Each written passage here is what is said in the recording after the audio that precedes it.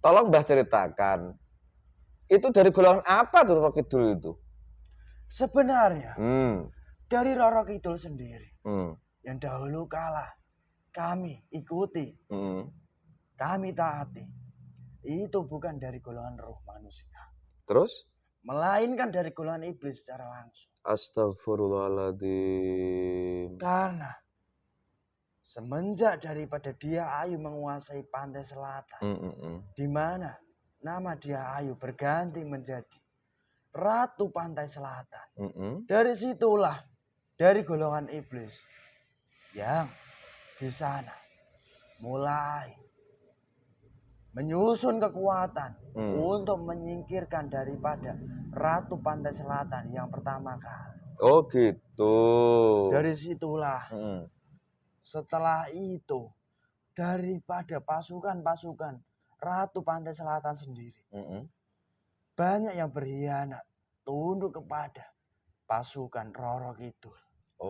Dari situ Ratu Pantai Selatan sendiri tersingkirkan dari kerajaan Pantai Selatan dan terlempar ke tempat yang sangat jauh. Oke, terus? Dan setelah itu dari Roro Kidul sendiri barulah menguasai daripada kerajaan Pantai Selatan. Oh gitu. Secara totalitas. Jadi sebenarnya Ratu Roro Kidul itu beda dengan Ratu Pantai Selatan ya. Iya. Kalau Roro Kidul lebih spesifik itu dari golongan iblis kalau begitu. Benar. Bagaimana iblis kok mau-maunya dia menguasai tempat panjenengan itu? Apa yang diperbuat di sana kira-kira? Sebenarnya. Kita masih fasih sampean ya? Iya. Dahulu kala. Yuk. Sejak awal diciptakannya kerajaan gaib, kerajaan Pantai Selatan. Dari seorang manusia yang bernama Raja Sulaiman alaihissalam sendiri. Itu pun sudah pernah mendatangi tempat kami. Di mana penduduk gaib di sana pun semuanya tunduk kepada Raja Sulaiman. Dan dari situlah sang raja yang mempunyai keturunan yang lurus kepada raja-raja yang ada di Nusantara ini. Dari situlah salah satunya. Sebab musabab dia Ayu mendapat sebuah anugerah untuk memimpin daripada kerajaan Pantai Selatan. Terus? Dan juga daripada Roro Kidul sendiri. Kenapa dia menyingkirkan dia Ayu sebagai Ratu Pantai Selatan disingkirkan? Karena dari situlah celah dari Roro Kidul untuk menguasai bahkan menyesatkan dari golongan manusia. Bukan hanya 1, 2 atau puluhan, bahkan jutaan orang nantinya akan tersalurkan dengan mudah, dengan cepat. Itulah misi daripada Roro Kidul. Karena dari Roro Kidul sendiri itu menyesatkan manusia melalui apapun. Baik itu sebuah kenikmatan. Baik juga sebuah keilmuan. Baik pula dengan kekayaan. Bahkan kekayaan itu pun termasuk sudah tingkatan pesugihan. Dan juga keilmuan pun. Keilmuan yang sangat sakti. Dan itu semua digunakan oleh Roro Kidul untuk menyesatkan daripada golongan manusia. Di mana manusia yang datang ke sana pasti mereka sudah terbaca dari Ratu Roro Kidul. Oh gitu. Dari Ratu Roro Kidul sendiri membaca apa yang ada di dalam benak, pikiran maupun hati seorang manusia yang sering datang ke sana. Dari situlah celah awal mula dari golongan gaib seperti kami, golongan jin yang di masa lampau itu fasik. Mulailah dimasukkan ke dalam jasad seorang manusia tadi. Dan di mana awal mula manusia itu nantinya akan menjadi seorang manusia yang sangat sakti. Dan dari kesaktiannya itu akan bisa membawa daripada manusia-manusia yang lainnya yang ada di bumi Nusantara ini untuk didekatkan ke sana dan disesatkan oleh mereka semua. Begitu. Dan salah satu alat yang paling mudah untuk menyesatkan manusia, di mana golongan gaib seperti kami, golongan jin fasik, jika sudah menguasai jasad manusia, ditambah golongan siluman, pastilah kekuatan manusia itu sudah sangat sakti di masa itu. Dan juga itulah salah satu alat dari golongan gaib yang menguasai pantai selatan yang sangat ampuh di masa itu. Minum dulu Mbah Ronggo, saya merokok. Masih ingat sekali sampean ya, karena pelaku juga kan waktu itu. Ini waktu masih fasik ya. Nah, alhamdulillah. Ada yang nyusup itu kelihatannya? Nah, ini mereka. Banyak daripada manusia yang sudah dikuasai dari benih-benih Roro Kidul sendiri. Ya enggak apa-apa. Sudah tersebar mereka. Ya, jangan menguasai jasad ini, bersihkan dulu. Semua yang mengganggu dari jasad manusia ini, dari benih-benih Roro Kidul semua terlempar. Jadi fresh, masih aslinya sallallahu alaihi wasallam. Bersihkan semuanya. Sallallahu alaihi wasallam. Semua iblis dari manapun juga tertutup. Terkunci oleh daripada golongan saya. Jangan sampai kalah, Mbah Ronggo ya. Jangan sampai kalah menguasai jasad ini. Nanti ceritanya lain lagi ceritanya kan gitu. Bersihkan fresh Allah sallallahu alaihi wasallam. Bon? Sudah. Nah, silakan minum dulu Mbah Ronggo. Hanggoro. Wah, Hanggoro ya Allah. Sampai aku juga bikin lupa kan gara-gara tadi itu. Boleh saya tanya sedikit? Silakan. Tadi Mbah Hanggoro mengatakan bahwa dulu ada seorang raja ya di Raja Sulaiman alaihissalam atau yang dikenal sebagai Bandung Bondowoso pernah mendatangi kerajaan sampean waktu itu. Benar sekali. Dan tadi Mbah Hanggoro mengatakan waktu itu sempat menjadi pengikut beliau gitu kan? Iya. Nah, waktu itu beliau yang di sana apa yang diajarkan Raja Sulaiman sama golongan panjenengan di sana? Sebenarnya pengajaran dari beliau Raja Sulaiman di mana ketauhidan yang lurus di masa itu dengan tata aturan syariat di masa itu beribadah kepada Tuhan semesta alam yaitu Allah Subhanahu wa taala. Itulah yang diajarkan daripada Raja Sulaiman. Raja Sulaiman salam tauhid terus dan juga dengan syariatnya yang berbeda dengan syariat sekarang ini. Oke. Seperti itu. Oke. Terus tiba-tiba kenapa kok jadi fasik lagi sehingga dikuasai oleh iblis yang bernama Rasul tadi itu? Coba cerita. Iya. Karena dari golongan kami semuanya semenjak Ibunda Ratu Kidul daripada seorang manusia awal yang menjadi seorang ratu di sana itu sudah tersingkirkan. Baru Roro Kidul itu menguasai total dan membelokkan daripada kami semua dan harus tunduk mengikuti daripada aturan daripada seorang Ratu Roro Kidul itu sendiri. Oh gitu. Jadi semula panjenengan itu sudah jadi pengikut Raja Sulaiman alaihissalam yang punya ajaran tauhid, hanya menyembah pada Allah. Dengan tata syariat yang waktu itu berlaku, habis itu sampai ditundukkan oleh iblis yang namanya Rasul tadi itu. Benar. Sempat lama dong panjenengan ikut tauhid ketika itu.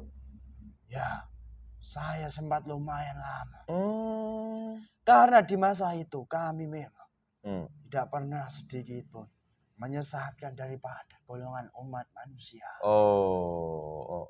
Terus ini setelah panjenengan dikuasai oleh sosok yang bernama Roro Kidul tadi, yang tadi Mbah cerita itu golongan itu sebenarnya. Benar. Terus paling signifikan tadi Anda bercerita untuk menyesatkan golongan manusia lewat apa tadi itu sampai pesugihan segala ya. Benar Keilmuan sekali. segala.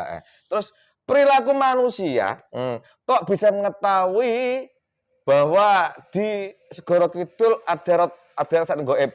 Kalau Rasul Sulaiman kan jelas karena melihat beliau diberi di oleh Allah untuk mengetahui kan gitu. Benar. Setelah beliau wafat, nah bagaimana manusia berikutnya kok bisa mengetahui bahwa situ ada kerajaan gaib? Sebenarnya Iya. banyak dari golongan manusia yang mengetahui. Karena dari pantai selatan sendiri, itu pun menyambung dengan daripada golongan gaib yang dahulu kala menempati di Gunung Tidar. Yang bernama Sabdo Palon. Oh. Dari Sabdo Palon sendiri. Itu memberikan sebuah keilmuan kepada manusia-manusia di masa lampau yang pernah mendatangi daripada Gunung Tidar, menjalankan lelaku maupun menjalankan keilmuannya.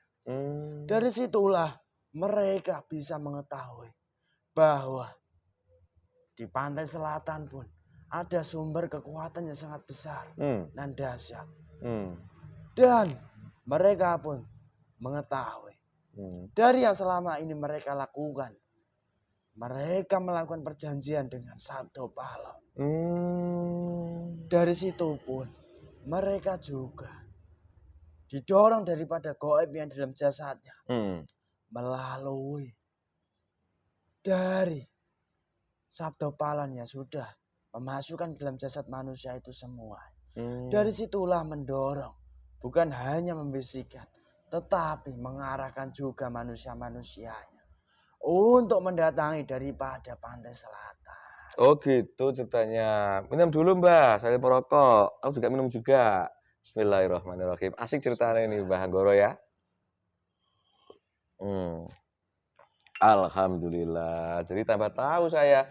Ini ngomong soal sabdo. Pernah kesini kalau nggak salah? Iya. Masuk tubuh yang kau masukin ini juga? Ada bekasnya? Sudah diganti bekasnya. Oh, tapi ada jejaknya kan? Ada.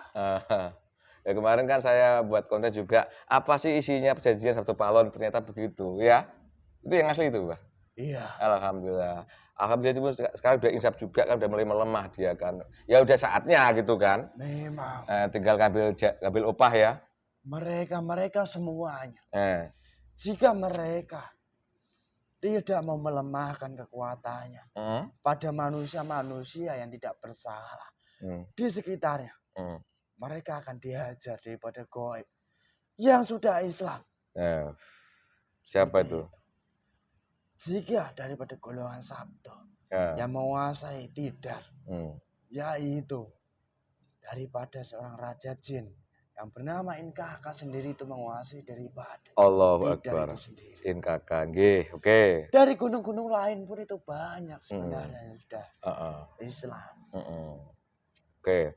Terus, jadi golongan manusia yang hidup sampai mengetahui bahwa di Laut Selatan juga ada kekuatan gaib itu karena orangnya dulu itu pernah lelaku di Gunung Tidar. Terus sama Sabdo dising gaib dan memberitahu gitu ya. Benar sekali. Agar bikinlah sesuatu kegiatan di selatan gitu ya. Oh gitu ceritane. Dari Mbah Sabdo sendiri mengarahkan begitu. Mereka sama-sama dari golongan iblis saling bekerja sama. Guna menyesatkan lebih banyak golongan manusia. Dan juga untuk memperkuat daripada yang ada di pantai selatan sendiri. Dari situlah mereka juga melakukan kegiatan ritual di pantai selatan. Yang akhirnya kekuatan mereka dari Ratu Roro Kidul itu sendiri sangat kuat. Gitu. Terus ini Mbah siapa tadi lupa aku, Mbah Anggoro. Nah, ketika sampean masih fasik dan masih mengikuti jejak iblis yang bernama Roro Kidul tadi itu, kebanyakan manusia yang ingin mendapat suatu kekuatan dari Roro Kidul itu secara nyata, ya, secara nyata. Apa yang manusia lakukan ketika di sana? Boleh cerita, kegiatannya apa ritualnya? ritual yang sering kali dilakukan manusia. Ya. Di mana manusia di sana mendatangi daripada pantai selatan. Dan mereka di sana melakukan semedi atau dikenal juga dengan lelaku topo broto. Dengan membawa suguhan bagi golongan manusia sebenarnya. Tetapi suguhan itu diperuntukkan bagi golongan gaib. Itu yang pertama. Terus? Dan yang kedua, mereka sendiri sudah dikuasai daripada iblis yang pernah daripada sabdo palon masukkan dalam jasad manusia. Yang dimana dari iblis maupun jin fasik tersebut itu sudah memberikan maupun mendorong mereka apa yang selayaknya dilakukan. Salah satunya sebuah pembacaan daripada mantra-mantra di masa itu. Maupun mereka juga nantinya menumbalkan sesuatu. Baik itu golongan manusia maupun golongan hewan. Baik itu bagian tertentunya saja. Maupun bagian semua bagian yang dipisahkan. Untuk diberikan persembahan kepada Ratu Pantai Selatan yang bernama Roro Kidul. Gitu ceritane. Minum dulu Mbah. Jadi ada hubungan ya antara Sabdo Palon dengan Roro Kidul kalau begitu ya? Benar. Sama-sama iblisnya yang tujuan pokoknya adalah menyesatkan anak turun Nabi Adam, bro manusia ini berteman di neraka begitu diantaranya. Benar sekali.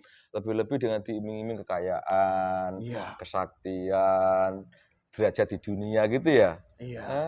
Dan kenyataannya apa yang mereka inginkan seperti itu tercapai Mbak ya? Banyak dari mereka menginginkan seperti itu memang tercapai. Dan juga banyak dari mereka susah sekali tersadar. Karena dari dalam jasad mereka maupun keluarga mereka. Celah-celah daripada golongan gaib sudah menempati maupun menutupi bagian tubuhnya. Sehingga sebuah pemahaman daripada pemahaman kebaikan itu sendiri. Yang kebenaran juga itu pasti akan tertolak dari dalam jasad mereka. Oh gitu. Senjatanya kenapa dipegang terus itu? Gawat kah? Ya.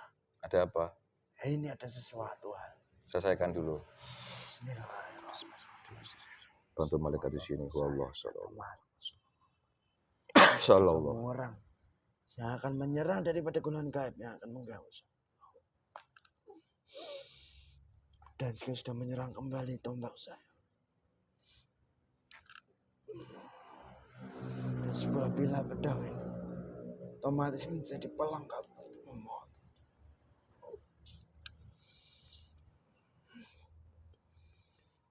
Allahu Akbar. Sallallahu. Alhamdulillah. Pun aman? Alhamdulillah.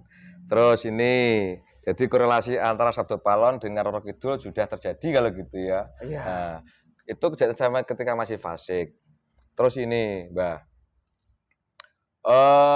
Tadi Mbah menyinggung soal Ratu Pantai Selatan ternyata berbeda dengan Roro Kidul ya. Iya. Nah, kalau Ratu Pantai Selatan itu adalah roh manusia yang tadi Mbah mengatakan itu ada hubungan dengan Raja dari Kulon. Benar sekali. Untuk nanti kita bahas berikutnya. Mungkin yang hadir yang lain nanti ya. Iya. Tidak apa-apa ya Mbah ya. Silakan. Sekarang kita bahas soal Roro Kidul saja. Yang ternyata Roro Kidul itu adalah iblis dan ada hubungannya dengan Sabdo Palon di Gunung Tidar. Begitu ya. Bertahun-tahun panjenengan waktu itu masih fasik ya. Iya. Membantu daripada Roro Kidul dan Sabdo Palon untuk menyesatkan manusia lewat ya dari dunia lah, orang kaya, kekuasaan macam, jadi itu tercapai gitu kan. Bagi orang-orang yang tercapai tadi Mbah mengatakan menumbalkan, bahkan ada juga menumbalkan manusia dan hewan, mungkin kepalanya gitu ya. Benar. Bagi mereka-mereka yang waktu itu sempat terbantukan oleh golongan Roro Kidul dan Sabdo Palon ya, keadaannya memang nyata, dia tercapai apa yang diinginkan. Betul? Nah, benar sekali. itu di dunia manusia. Bagaimana di dunia gaibnya orang-orang yang seperti itu? Bisa ceritakan, Mbah? Ya, Ya. di dunia gaib, dari manusia-manusia seperti itu, sebenarnya daripada roh maupun sukma mereka sendiri sudah banyak diambil, dikeluarkan dari jasadnya, menjadi tawanan daripada golongan gaib yang membantu mereka selama ini, yaitu Ratu Roro Kidul. Dari roh-roh mereka, roh-roh pendamping itu tertawan. Dari situ pula tempat daripada roh dalam jasad manusia, seperti halnya layaknya manusia yang saya tempati. Itu pun sudah berganti daripada golongan kami yang mengisinya dalam jasad manusia itu. Sehingga manusia itu jika diingatkan daripada sebuah kebenaran atau apa, seperti yang saya sampaikan, tidak akan tertembus. Nolak gitu ya. Jadi merasa dia sudah benar gitu ya. Benar. Oke. Ini yang jadi pertanyaan saya, Mbah. Tadi Mbah mengatakan bagi orang-orang yang terbantukan oleh Roro Kidul sama satu palon, itu roh-roh pendampingnya. Nah, yang Indovia masih ada jelas, masih hidup kan. Iya. Yang lainnya sudah diganti golongan iblis kan gitu. Nah, tapi kenyataannya mereka sifat perilakunya di dunia manusia juga arif, bijaksana, seperti orang yang bijak. Itu bagaimana menurut jenengan? Sebenarnya dari golongan iblis pun menipu daya dengan cara seperti itu pun mudah. Layaknya manusia seperti apa? Saya contohkan saja. Iya. Jika manusia itu sudah diberikan sebuah keberhasilan daripada perbantuan dari Ratu Roro Kidul. Salah satu contoh nyata, jika dibantu dalam hal kekayaan, pasti manusia tersebut akan mempunyai sifat seperti itu. Karena dari persifatan itulah manusia-manusia yang lainnya akan mudah masuk terperangkap daripada golongan Ratu Roro Kidul sendiri. Oh, sifat dermawan. Benar. Suka memberi begitu. Oh, itu juga jebakan juga ya? Memang. Oh, tapi dan juga yang lebih penting daripada persifatan-persifatan mereka. Sebenarnya mereka itu di dalam benak hatinya yang terdalam. Mereka sebenarnya sudah merasakan sebuah ketidaknyamanan yang akhirnya membuat persifatan kemunafikan di dalam hati mereka semua. Yang dilakukan mereka di hadapan manusia seperti itu. Tetapi di saat mereka tidak berada di hadapan manusia-manusia lainnya, mereka bersifat munafik. Yang pasti itu dampak dari dalam jasad mereka sudah banyak dikuasai dari golongan gaib. Seperti halnya kami saat fasik maupun iblis. Oh gitu. Jadi sikap bijak, arif, seperti baik secara umum manusia itu nggak menjamin bahwa itu suatu kebenaran gitu ya? Iya. Karena kenyataannya banyak manusia yang bersifat seperti itu saat mereka di hadapan para manusia yang sangat baik. Tetapi nyatanya yang memang nyata. Di saat mereka sendiri, mereka tidak bisa bersifat bijak, arif terhadap perbuatan-perbuatan yang mereka lakukan selama ini. Dari situlah timbullah daripada persifatan munafik yang di dalam jasad mereka ini. Oh begitu. Dan kebaikan-kebaikan yang mereka lakukan semacam itu pun tidak tertembus di dalam hati mereka, sanubari mereka yang dalam.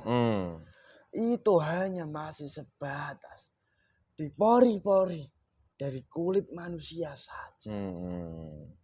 Begitu. Ya minimal biar dianggap baik sama orang lain gitu ya. Iya. Dianggap dermawan, dianggap bijak, dianggap orang linuweh gitu ya. Iya. Oke, terima kasih. Itu ketika perilaku Mbah Anggoro ketika masih fasik. Nah, ketika masih ikut sosok yang dipanggil manusia sebagai Roro Kidul, ternyata ada korelasi dengan satu palon gitu ya. Iya. Memang itu tata cara. Memang saya ingat bahwa manusia sebagai anak turun Nabi Adam itu akan selalu digoda oleh anak turun Jajil kan gitu. Memang. Sampai akhir zaman. Termasuk caranya kan gitu kan. Iya. Oh ini Mbah. Itu kegiatan panjenengan ketika masih fasik. Nah, sekarang tadi Mbah bercerita masuk ke sini sudah bilang assalamualaikum, berarti udah Islam kan. Alhamdulillah. Bagaimana proses keislaman panjenengan? Mohon diperjelas lagi asal muasal kok sampai sehingga tadi maaf rok itu harus pergi, harus dihancurkan. Itu bagaimana asal muasalnya? Bisa cerita sampean? Iya. Ya. Karena dari Sang Ratu Roro Kidul sendiri. Sebenarnya itu pun sudah dihadapi langsung oleh beliau yang bergelar Sang Hyang Nurcaci Nirwana. Tetapi dari beliau Ratu Roro Kidul sendiri itu menolak mentah-mentah. Bahkan beliau yang mempunyai gelar Sang Hyang Nurcaci Nirwana. Karena beliau memang manusia yang mendapat sebuah anugerah dari Allah secara langsung. Dengan tugas dan tanggung jawabnya seperti itu di alam gaib. Dari Ratu Roro Kidul sendiri. Yang tidak mau tadi. Otomatis langsung dihancurkan, dilululantahkan semuanya. Dari sumber pusatnya Sang Ratu tersebut. Beserta semua pasukannya yang tidak mau tunduk kepada beliau. Dan masuk Islam. Karena daripada mereka, yang saya katakan, mereka sendiri, jika tidak mau tunduk dan Islam, pasti mereka akan menyesatkan lebih banyak daripada golongan manusia. Dari situlah tugas beliau yang bergelar Sang Hyang Nurcaci Nirwana yang diberikan oleh Allah untuk memutuskan daripada rantai golongan iblis yang menguasai sangat kuat di pantai selatan guna menyesatkan daripada golongan manusia. Itulah tugas dari beliau yang dianugerahkan oleh Allah. Minum dulu Mbah. Kalau boleh saya mengulangi lagi, jadi ketika beliau yang bergelar Sang Hyang Nurcaci Nirwana itu mengislamkan dari penguasa-penguasa alam gaib, Roro Kidul menolak gitu ceritane. Iya. Menolak dengan harapan dengan menolaknya dia berusaha mencari pengikut dari manusia sebanyak-banyaknya begitu. Iya. Akhirnya dihancurkan. Nah, terus Mbah sendiri kok bisa selamat dari apa tadi yang dibilang dihancurkan tuh kayak apa cerita nggak bisa selamat? Dari saya maupun teman-teman saya di masa itu. Yang dahulu kala sudah ada sebelum daripada Ratu Roro Kidul. Kami semua tidak mau mengikuti daripada Ratu Roro Kidul. Kami lebih memilih kepada jalur kami. Di mana kami golongan jin. Itu memang benar diciptakan oleh Allah untuk beribadah. Subhanallah. Dan Islam. Dan dari situlah kami rela tunduk kepada beliau Sang Hyang Nurcaci Nirwana. Dan dituntun, dibimbing Islam. Gitu ceritanya. Jadi kalau jelas kalau begitu memang kerajaan Roro Kidul di Laut Selatan memang dihancurkan oleh beliau Sang Hyang Nurcaci Nirwana. Bagi yang bangkang dihancurkan sekalian kan gitu. Ya. Terus bagi yang sudah yang mau ikut tunduk seperti sampean ikut Islam gitu. Iya. Mbah mendasari kok tiba-tiba tunduk dengan beliau Sang Hyang Nurcaci tidak mengikuti Roro Kidul, apa yang menjadi sampean? Tadi itu beribadah pada Allah gitu. Iya. Itu pun alasan nomor 2. Yang pertama? Yang pertama, saya sendiri itu sudah ada sebelum Ratu Roro Kidul menempati dari kerajaan pantai selatan. Gitu. Dan pernah ikut tauhid gitu ya? Allahu Akbar, subhanallah, walhamdulillah, wallahu akbar. Jadi itu prosesnya. Jadi simpelnya Roro Kidul yang dari iblis tadi itu dihancurkan oleh beliau Sang Nirwana karena Islam nggak mau gitu ya? Iya. Oke. Terus ini Mbah, ini saya juga pernah mendengar cerita sempat ternyata yang roh kidul yang asli kan sempat ngumpet itu. Nah, coba ceritakan bagaimana kejadiannya itu?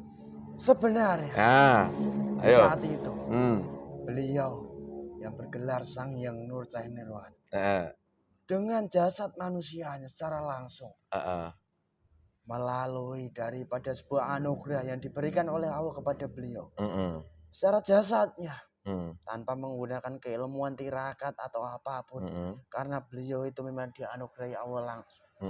Secara jasad beliau masuk ke dalam kerajaan Pantai Selatan. Terus dari situlah Sang Ratu Roro Kidul sebenarnya ditemui secara langsung. Tetapi dari Sang Ratu sendiri itu tidak mau menemuinya. Malah mengirim daripada panglimanya untuk menemui beliau. Dan dari situlah Sang Ratu pergi meninggalkan beliau Sang Hyang Nur Cahaya Nirwana dan bersembunyi di balik kerajaannya. Dan dari situ pula beliau sebenarnya ingin dengan cara baik-baik. Tetapi Sang Ratu berkhianat, menolak, bahkan ingin menyerang kembali daripada beliau Sang Hyang Nur Cahaya Nirwana tadi. Dari situlah beliau karena sudah mendapatkan perintah dari Allah untuk mengislamkan daripada golongan gaib. Demi memutus rantai dari golongan gaib yang akan menyesatkan manusia. Dari situlah beliau harus menundukkan, bahkan rela menghancurkan daripada Sang Ratu Roro Kidul. Terus itulah. Sekarang keberadaan Roro Kidul yang tadi kemana sekarang keberadaannya sekarang ya dia? Sudah hancur dan sudah terlempar di neraka. Oh, dilempar ke jahanam, dirantai gitu ya. Iya. Nah, ini yang menarik. Jadi proses ketika beliau yang bergelar sebagai Sang Hyang Nur Cahaya Nirwana ketika mendatangi Roro Kidul waktu itu tuh bentuk jasad langsung beliau. Iya. Langsung bentuk jasad langsung mendatangi ke sana. Sebentar. Saya melihat pancaran. Ada di dekat sini. Siapa? Daripada itu. Ada di sana itulah bukti beliau saat mendatangi daripada kerajaan Pantai Selatan. Foto itu? Ya. Subhanallah walhamdulillah wala. Betul itu ya? Itu bukti sehat beliau ketika datangilah sehat manusia ya? Ya. Foto itu ya? Itulah pancaran di masa itu. Subhanallah. Ini sehat manusia beliau datang ke sehat itu dan baik-baik, tapi malah Roro Kidul ini ngutus panglimanya suruh menyerupai gitu. Oh, nipu, berarti akhirnya dihancurkan, dilempar jahanam gitu ya. Benar. Alhamdulillah, terima kasih. Itu prosesnya. Jadi ini kalau nggak salah itu di masa-masa ketika beliau dapat tugas mengislamkan penguasa gaib termasuk kayangan itu ya. Benar sekali. Allahu Akbar. Udah gak usah sedih. Semua ada proses. Ya. Semua dikatakan kehendak Allah kan. Terus ini Mbah Anggoro. Setelah tadi Mbah Anggoro mengatakan bahwa Roro Kidul sudah dirantai dan dilempar ke jahanam. Nah, itu sosoknya Roro Kidul itu kalau orang bisa melukis katanya bisa melihat gaib lah, saya sih nggak mudeng itu. Digambarkan sebagai perempuan cantik berpakaian hijau itu bagaimana menurut panjenengan Mbah Anggoro? Sebenarnya itulah perwujudan daripada Ratu Roro Kidul. Saat Ratu Roro Kidul mengerahkan pasukannya untuk menipu daripada golongan manusia. Dan beliau Sang Ratu sendiri di mana saat berada di wilayah istana itu memang memakai pakaian hijau, tetapi berbeda bukan seperti ini yang diketahui dari golongan manusia. Itu yang aslinya. Ya. Kalau yang dilihat manusia itu adalah merupakan teknik atau metode untuk buat orang tersesat begitu? Iya. Itu kebanyakan dari golongan jin fasik yang sudah memadat maupun golongan iblis di mana dahulu kala sudah menjadi pasukan dari Ratu Roro Kidul. Oh, jadi sering nampak pakai kereta muter-muter dudung duit itu adalah pasukan Roro Kidul kalau begitu? Iya. Oh, kadang kan ada yang cerita, wah no keretanya Roro Kidul nyebar duit, betul itu? Itulah tipu daya melalui pasukan. Memang seperti itu. Oh, bagi orang yang pesugihan dikasih uang di rumahnya gitu betul? Iya. Oh, itu ada betul itu. Enggak sekitar ini ada enggak yang sampai sekarang seperti itu? Sekarang ini loh. Sekarang ini hanya ada sisa-sisanya yang sudah menempati jasad daripada golongan manusia. Oh. Yang dimana manusia itu pernah melakukan perjanjian secara langsung di pantai selatan. Oh, jadi sekarang itu yang sebenarnya itu yang asli sudah nggak ada, udah hancur. Ya sekarang ya masih ada yang menyerupai itu adalah merupakan apanya? Daripada yang ada dalam jasad seorang manusia tadinya. Lalu sekarang berusaha memperkuatnya. Kembali ke tempatnya di wilayah pantai-pantai itu. Ya terus? Untuk menipu daya dari golongan manusia di masa atau di zaman sekarang ini. Oh gitu. Jadi kalau bilang anak-anaknya Roro Kidul kalau begitu ya? Iya. Berarti ada berapa banyak sekarang ini kalau begitu? Sebenarnya dari anak atau ante-ante Roro Kidul sendiri sudah banyak masuk dalam jasad manusia. Saya tidak bisa menghitung daripada jasad manusianya. Nah, ciri-ciri orang yang jasadnya dimasuki oleh anak-anak Roro Kidul kayak apa ciri jasad secara manusia? Saya ini bodoh nggak bisa apa-apa. Ya. Mereka biasa sering dahulu kala mendatangi daripada pantai selatan. Terus? Itu yang pertama kali. Yang kedua, di mana dari jasa tersebut sekarang ini sudah mulai sakit-sakitan. Itu yang pertama, yang mudah dilihat dari jasad seorang manusia. Yang kedua, dari kekayaannya sendiri. Dahulu kala hingga sekarang ini. Dan mungkin nanti dari kekayaan yang pernah diberikan Sang Ratu Roro Kidul sendiri akan diambil paksa. Ataupun fase mereka untuk membantu sudah habis. Oh. Jadi yang dahulu kala itu menjadi manusia yang sangat kaya. Nanti mereka akan mendapat sebuah kebangkrutan. Itu yang punya kekayaan. Ya. Yang punya ilmu kesaktian misalnya?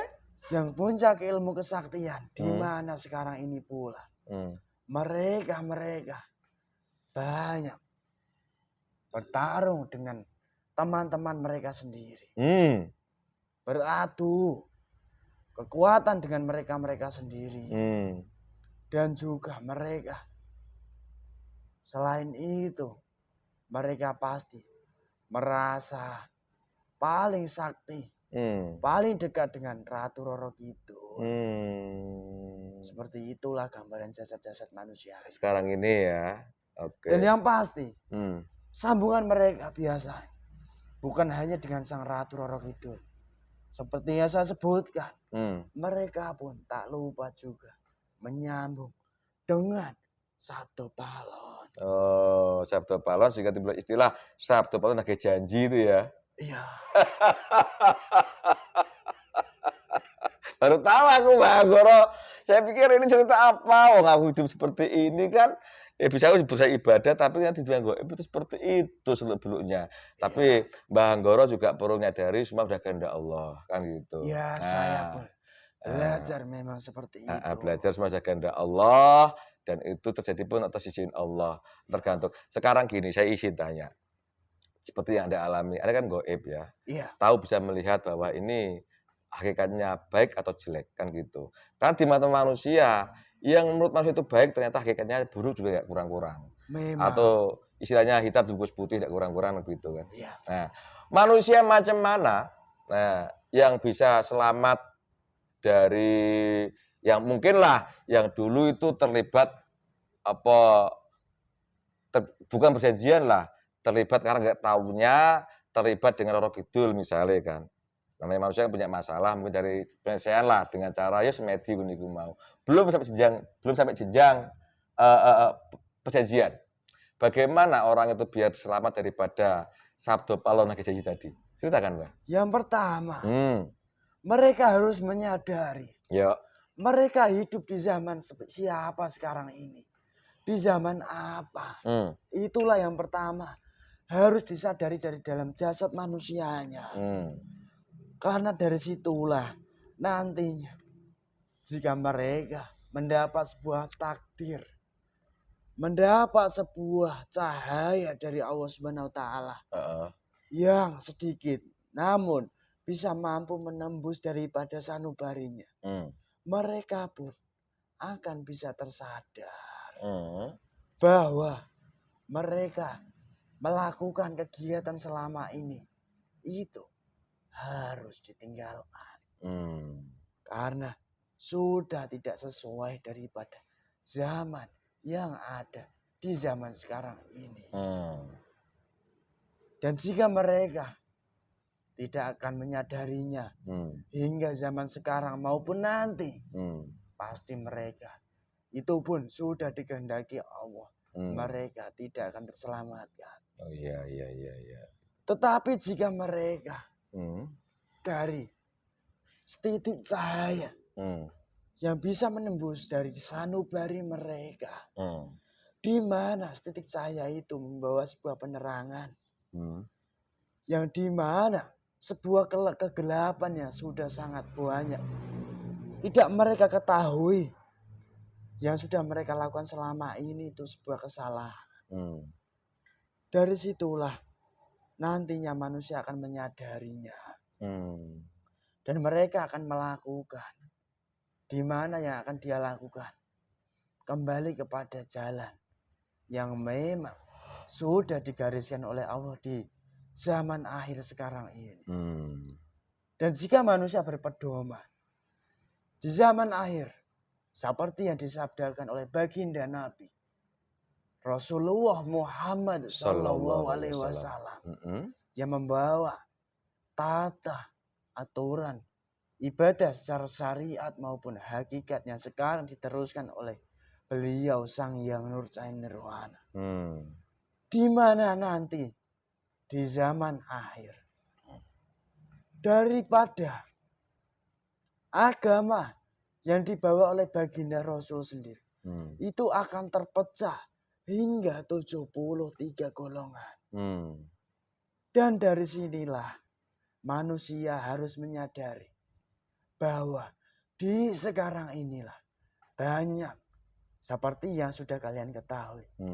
Banyak di antaranya manusia dari golongan hitam terbungkus putih. Seolah-olah mereka melaksanakan daripada ajaran baginda Rasul. Tetapi mereka semua termasuk sudah masuk dalam 73 golongan itu. Hanya ada satu golongan yang nantinya bisa selamat. Di mana satu golongan itu yang memang sudah diikuti bukan hanya dari golongan manusia saja, tetapi golongan gaib juga sudah mengikuti dan mengamalkannya. Alhamdulillah. Jadi itu yang bisa selamat dari golongan itu tadi ya. Ya. Terus ini sebelum kita berpisah, Mbah Anggoro diminum dulu. Minum, ngerokok, santai, berapi-api sampai menjelaskan. Ini Mbah Anggoro, mau tak siap ke dunia manusia loh ini. Silakan. Nah, boleh ya? Ya. Dan juga selama ini banyak manusia yang tersesat. Lebih disesatkan dengan informasi manusia-manusia yang ada di sekitar pantai selatan sana. Jadi jika kalian memberikan informasi sekarang ini, ya saya berterima kasih juga. Karena itu bagian tugas saya. Di mana dahulu kala saya pun sempat menyesatkan daripada golongan manusia. Oh gitu. Sekarang bertobat istilahnya lah. Ya. Nah, sebelum kita berpisah, Mbah. Tadi sedikit Mbah menyentil bahwa jin diciptakan Allah untuk beribadah. Ketika zaman Rasulullah alaihissalam sampai ikut tauhid dan dengan syariat zaman ketika itu.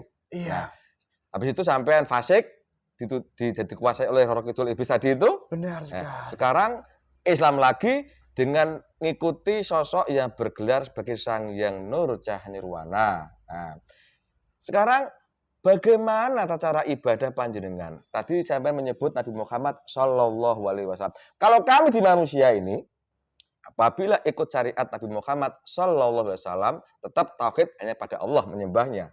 Benar. Syariatnya adalah ada sholat, ada puasa Ramadan, ada zakat apabila mampu, dan baca syahadat, haji bila mampu. Bagaimana di dunia jin seperti itu? Sama enggak? Sebenarnya di dunia kami, di dunia gaib, itu pun juga mengamalkan daripada sesuai tata aturan syariat yang dibawa oleh baginda Rasulullah Muhammad Shallallahu Alaihi Wasallam. Terus?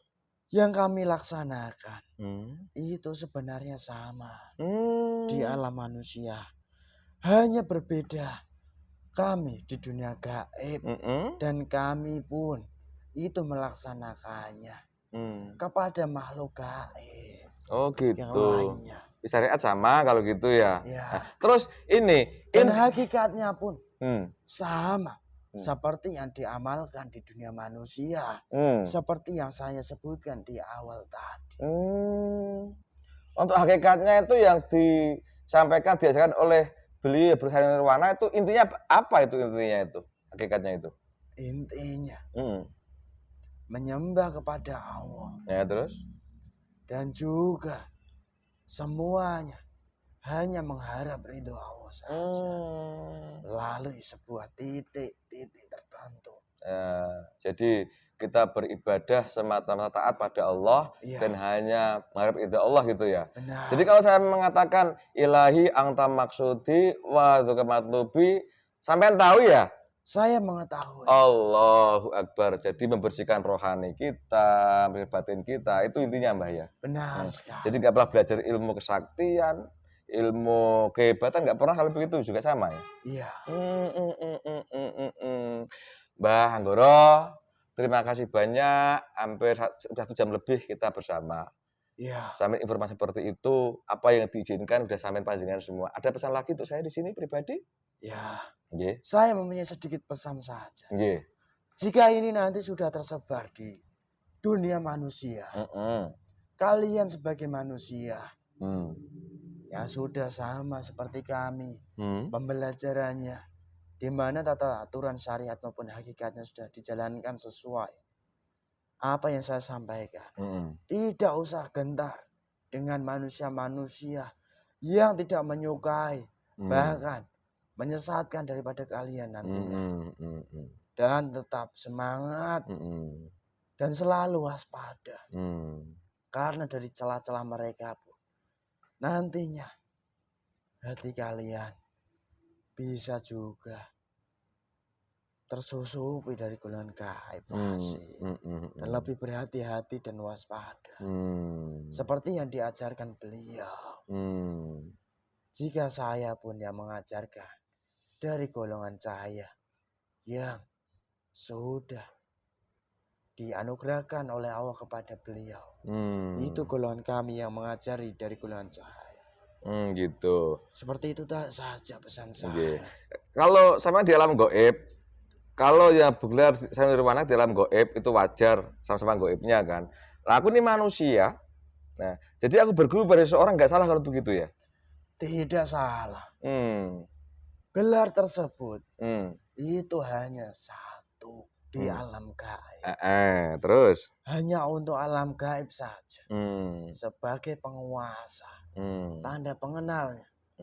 Tetapi di dunia manusia. Manusia itu layaknya manusia biasa saja pada umumnya. Ada seseorang yang lebih begitu ya? Ya. Ada seseorang juga? Ya. Oke. Layaknya daripada baginda Rasul terdahulu. Sallallahu alaihi wasallam. Rasul sendiri dahulu kan. Beliau mempunyai gelar banyak sekali. Dan beliau sendiri itu sebagai manusia biasa. Tetap melaksanakan kegiatan sebagai manusia biasa. Oke. Terima kasih Mbak Anggoro atas pesan-pesannya. Mohon maaf saya kurang sopan ketika jauh sama panjenengan, nggih. Ya, silakan kembali. Terus ini, Goib kan bisa melihat uap pikiran saya ya. Iya. Coba dilihat. Saya sudah mengetahui. Iya. Bantu ya. Iya. Nah, bagaimana? Terus ini, kalau di sini atau saya sedang ini, nyambung? Alhamdulillah. Alhamdulillah. Terima kasih Bang Goro. Titip salam buat rekan-rekan di sana. Mungkin suatu saat saya ingin ketahui tentang kisah Ratu Kidul. Tadi mengatakan beda toh. Roro Kidul itu iblis, Ratu Kidul adalah roh manusia yang keturunan daripada Raja dari Kulon. Maaf, siapa itu kalau boleh tahu? Sang Prabu. Prabu siapa? Siliwangi. Allahu Akbar. Oke, mudah-mudahan nanti ada goib yang diizinkan untuk berita, Mbak ya. Ya. Oke. Terima kasih. Demikian adanya, jadi jelas Roro Kidul sudah hancur lulu lantak oleh beliau Sanirwana, cara jasad lantak beliau. Sekarang yang menguasai adalah Ratu Kidul tadi itu ya. Oke, terima kasih. Salam buat rekan-rekan di sana. Semangat berjuang. Belum istiqomah, saling membantu, saling mendoakan. Monggo silakan. Nggih. Nggih. Ya sudah, saya mohon izin Pak. Terima kasih banyak. Untuk kembali ke sana dan berjuang. Nggih. Assalamualaikum warahmatullahi wabarakatuh. Waalaikumsalam warahmatullahi wabarakatuh. Allah fresh. Afin hilang semua. Sallallahu. Pun? Alhamdulillah. Enteng? Alhamdulillah. Kalau gede besar sekali ya. Normal matanya ya. Allahu Akbar. Fresh kembali insyaallah. Alhamdulillah pemirsa, demikian dialog saya dengan sosok goib yang ngaku dari golongan jin yang bernama Anggoro yang berkisah mengenai kerajaan goib Laut Selatan yang kali ini hanya khusus membahas masalah yang dikenal manusia sebagai Nyi Roro Kidul. Begitu keadaannya. Dan ternyata ada hubungan dengan Sabdo Palon. Begitu. Kisah-kisahnya silakan disimak. Seperti itu. Semua kejadian sudah seizin dan dikehendaki Allah.